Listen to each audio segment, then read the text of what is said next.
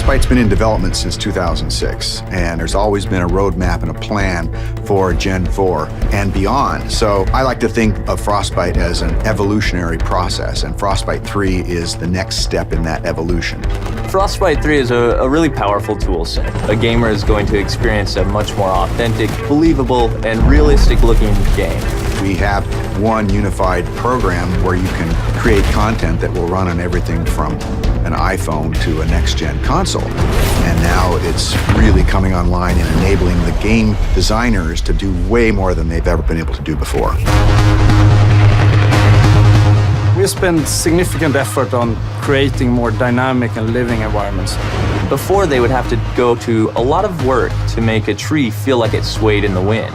Now we give them the tools to create the tree, and we let the game engine control how the wind affects that tree. Frostbite allows everything to work together. The waves on the beach, the wind blowing the whitecaps, even the clouds overhead all move consistently with the forces of nature.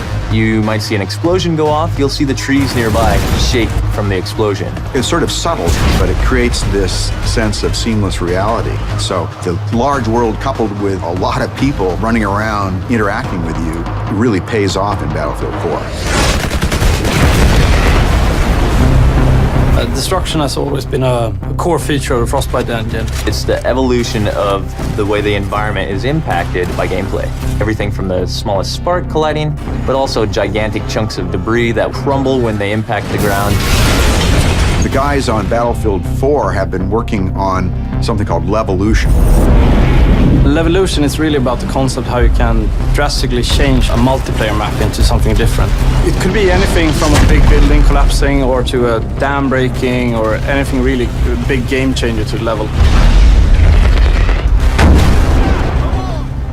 A recent feature that we've put in, and you'll see in Battlefield 4, is our networked water simulation.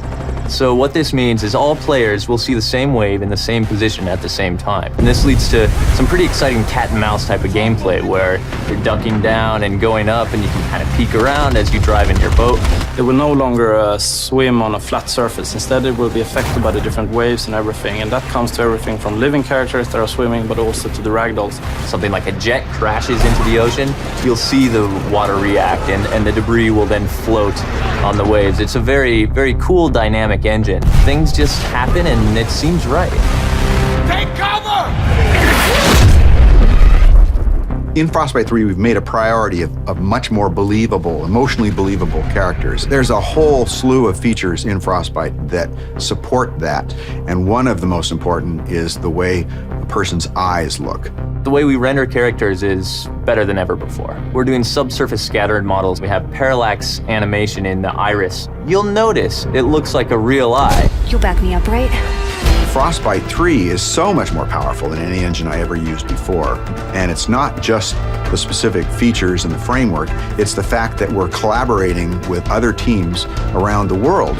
In the past, before we had the Frostbite team, we were building a new engine every time and we were kind of stumbling constantly. Now, to have the team here to focus on new releases with new goodies means that we as a team can focus on the creative side to deliver better games, better experiences. Today it's used by a lot of different genres, so everything from racing games to real-time strategy games and RPGs.